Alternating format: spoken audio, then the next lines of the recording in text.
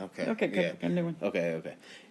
Brainstorm, because I like to brainstorm live. So this is going to be a thing that we do in the future. Is start brainstorming live, because that gets the energy kind of going. Okay. And when we start thinking about other people, that's when the message comes in. So it's like, let's put our focus on other people, and why are we here? Like, to talk to me. And what's all this been for?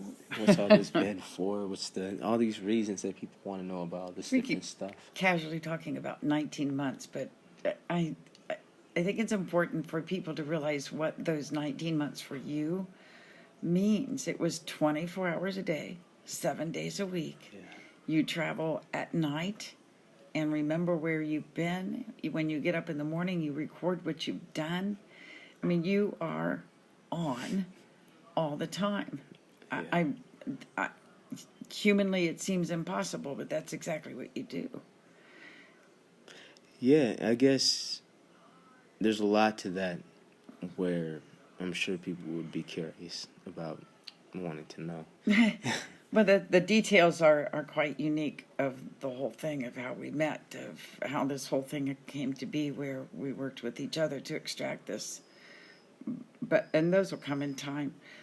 But what I want to convey is that it's not something you can do an hour here and an hour there, and you're doing it one day and you're doing it the next. This has been constant. I mean, every waking moment has been this. Yeah, I don't know life other than this.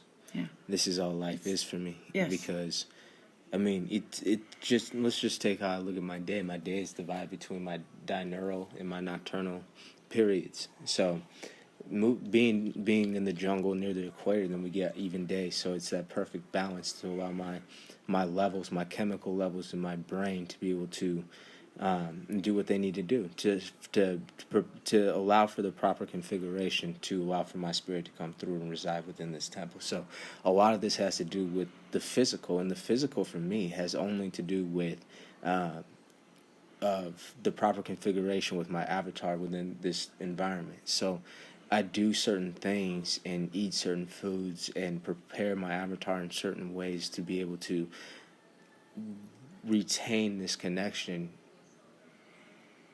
it's never lost.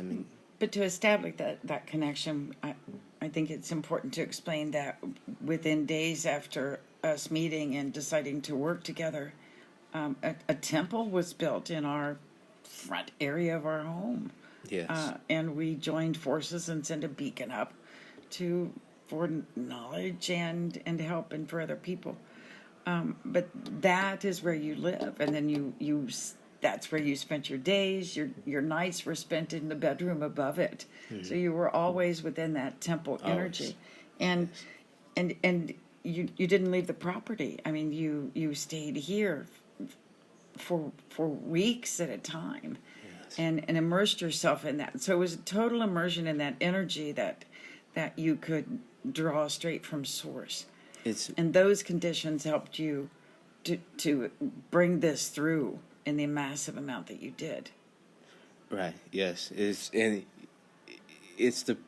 what I call the configuration. Mm-hmm. It's like all those things had to be exactly proper, in order for me to be able to do this. And that's what I came here to do. It's like I knew that this was the first part of my the first part of the challenge was bridging this connection and establishing this connection and working from both ends of it, from I guess what people would say this is spiritual and the spiritual side of things, and then this side of things, which goes into how I live this, because my nighttime, I don't call it sleep, they're just night visions. My whole life is a constant meditation. It's like when my life began, it's when I woke up within my meditation. And when I woke up within my meditation, then I started living. And now that I'm living, there were certain things that had to be done in order to bridge the connection between the waking consciousness and then the activities that happen at night. Because with the avatar subdued, then it allows for the spirit to be free. And I need to figure out how to be able to do that while the avatar was active. And I guess you can call it active meditation. It's kind of how I refer to it, because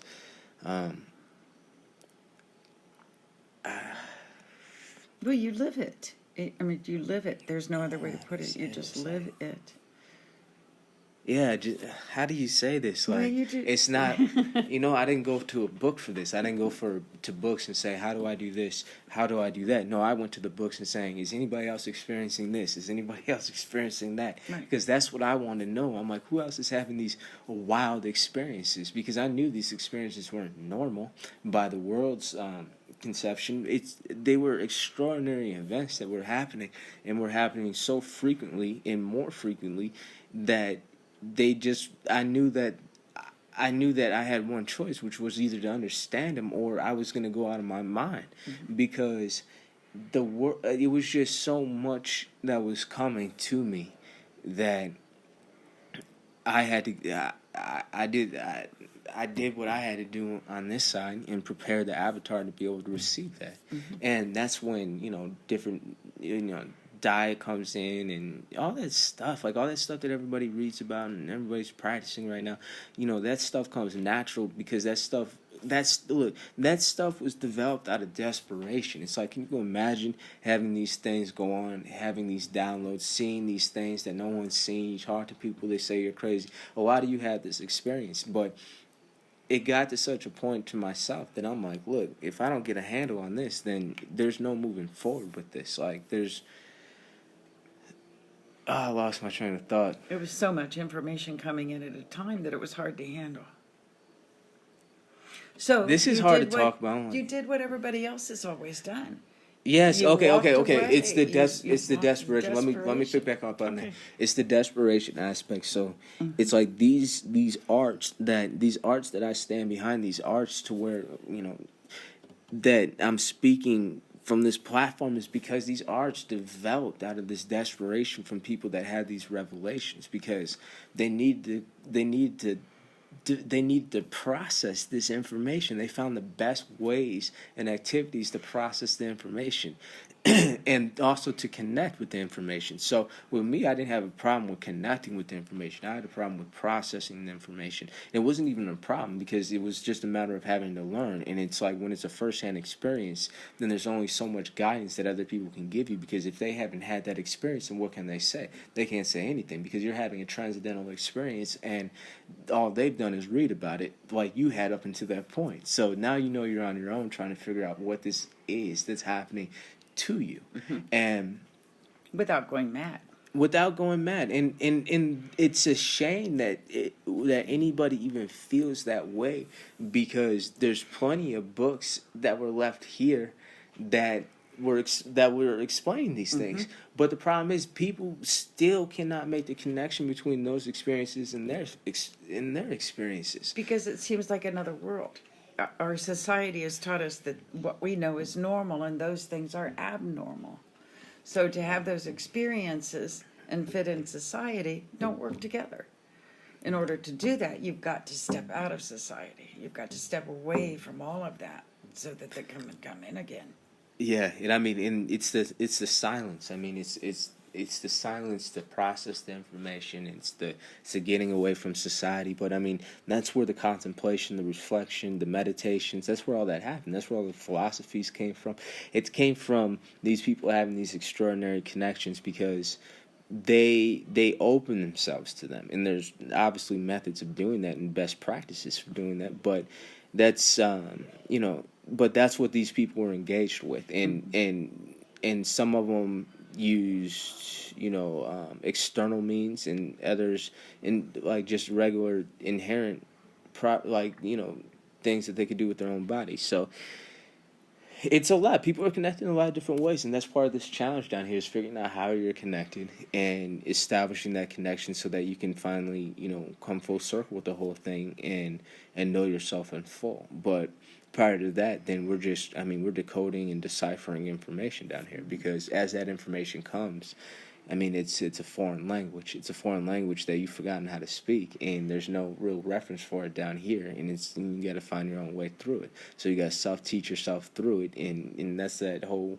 self-discovery thing. It's the quest. You're going on a journey with it and following what I call these trains of thought, and ultimately there's only one train. There's only one train ultimately, but seeming, You, being the spirit of truth, bringing this energy into this realm at this time for all of us,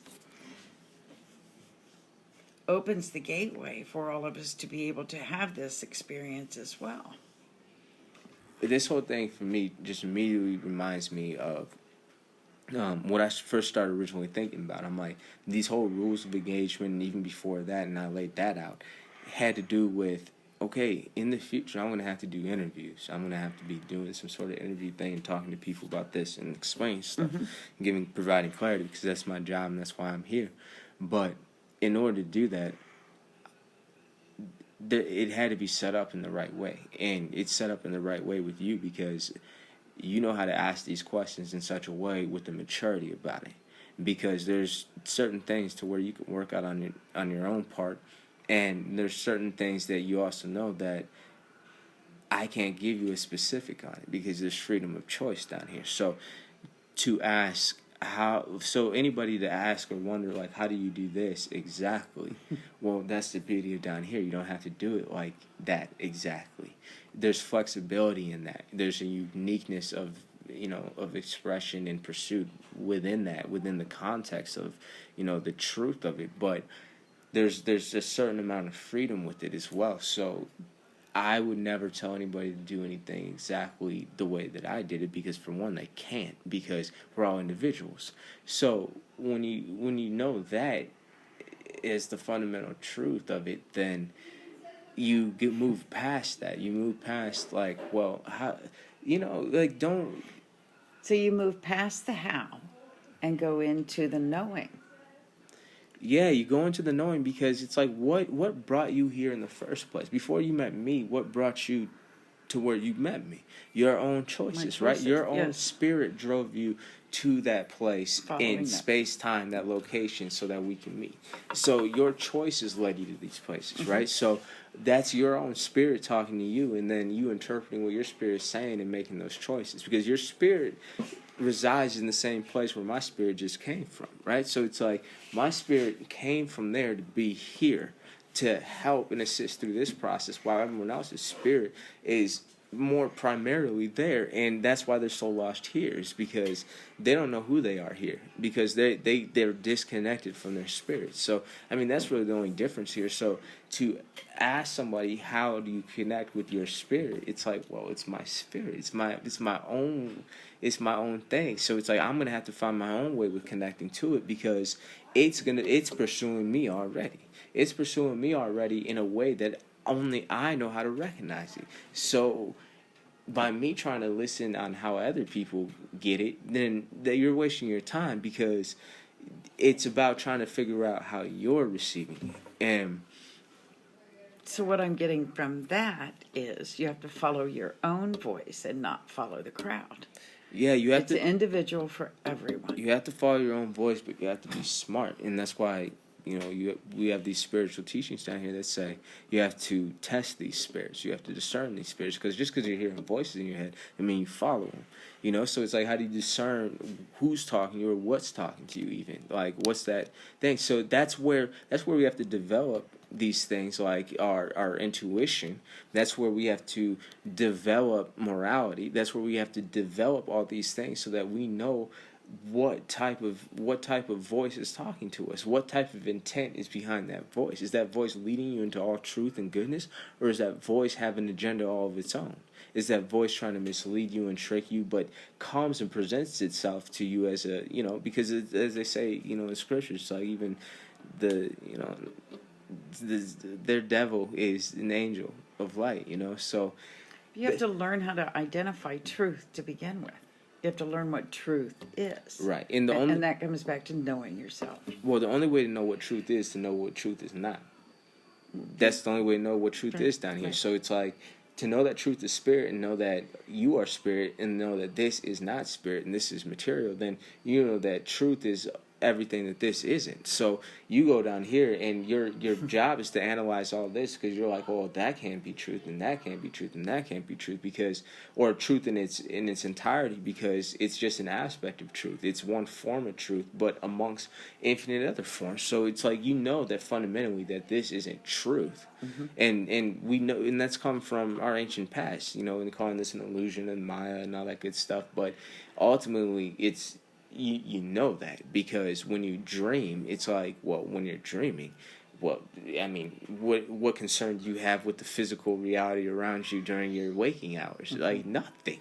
Absolutely nothing. So you have a whole nother experience that is somehow outside the limits of this physical construct. So that being the case, then that means that that's more fundamentally real than what you're experiencing during your day. And so how do you get to the heart of that, except for going around and figuring out everything that this is the opposite of everything that is. But just like magnets and just like polarity, what attracts to each other? Opposites attract to each other. So it's like they're irresistibly drawn to each other, yet they seemingly repel each other. But they don't repel each other, because we know that's a fundamental law of nature. It's like, you know that North and South poles, you know, are going to attract each other, but two lights are going to repel each other. So you know for a fact that it's like, wait a minute, then it's like God and the devil. It's like they're two different, they're two opposing forces, right? And we're taught that they repel each other, but in reality they attract each other. So that's what I mean by divine law, because it's like you got to apply the laws of this place in everything, not just in, you know, the electromagnetics and stuff like that. I mean, you got to apply that to the very concepts of how things work, because when we lose sight of that, and that's where a lot of this confusion. Well, it's a lot of the confusion and ignorance, because it's like these conversations shouldn't even gotten to that point in the first place, because those people should have been checked on such things when they said them in the first place. Because how can you get away with saying something like that? It's like, look, I can pull out a magnet and show you that right now. So it's like either they're, so that would mean that they're paradoxical in their nature. If they're paradoxical in their nature, then okay, well, by reconciling a paradox, it means you bring them in balance. If you bring them in balance, it means they're part of the same thing. So, right? This is what reconciliation is. It's like people say they want it. It's like, are you ready for it? So are you really ready for it? It's a lot. Everybody's world is going to change. Yeah, because it's like it's gonna be quite the day when a lot of these people realize that angels, their so-called angels and demons, are friends.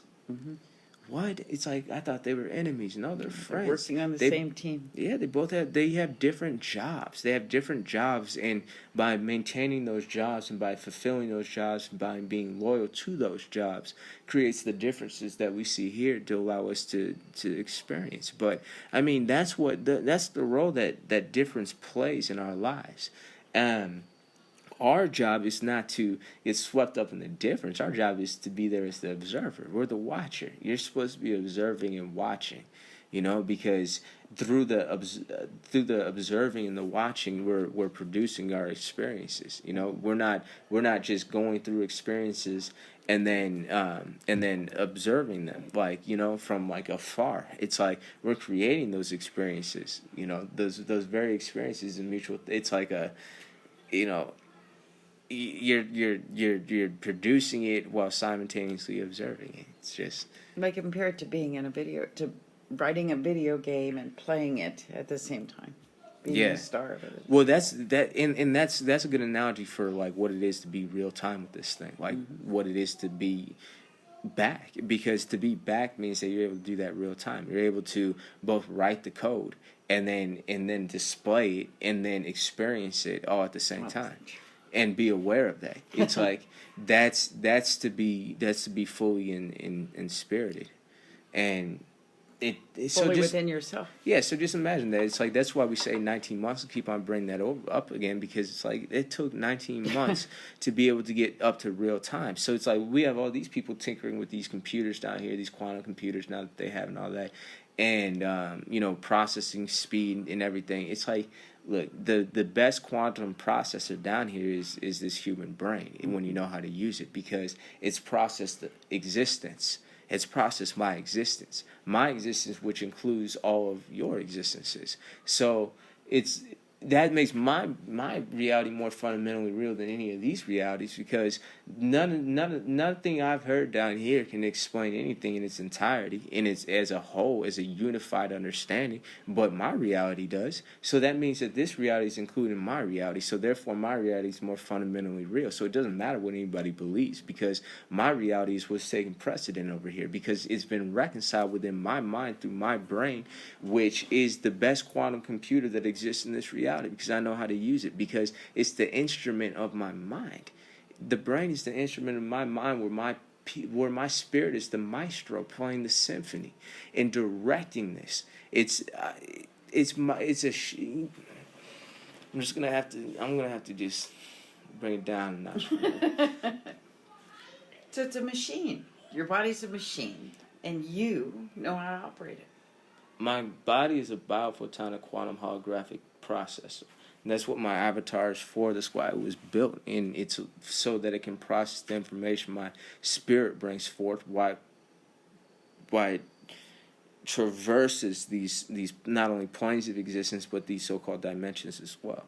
So to bring information from quantized space or the spiritual realm into this, well, you have to be a dimensional engineer. You have to know how these systems operate and how they're interrelated, because by knowing their interrelations, then you know how to most effectively be able to do that and can do that.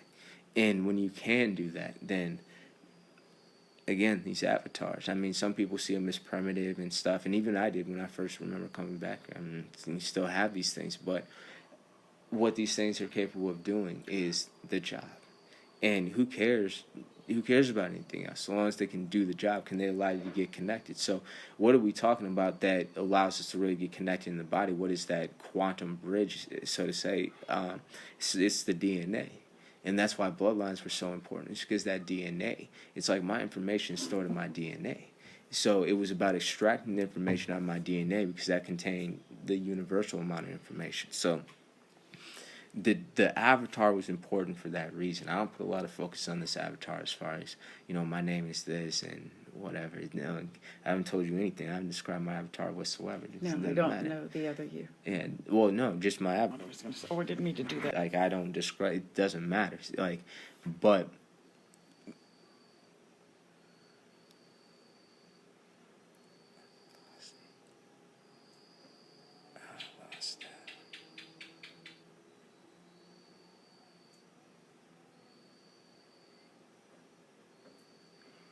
The DNA is the key. And at this time, with these energies coming in, our DNA is being altered. And people are going to be changing just as you have. They're going to be going through changes and not have any idea what they're doing. Yeah, because it's too loaded. That's too much. Okay, we stop. Like, I can't. We'll stop. I can't.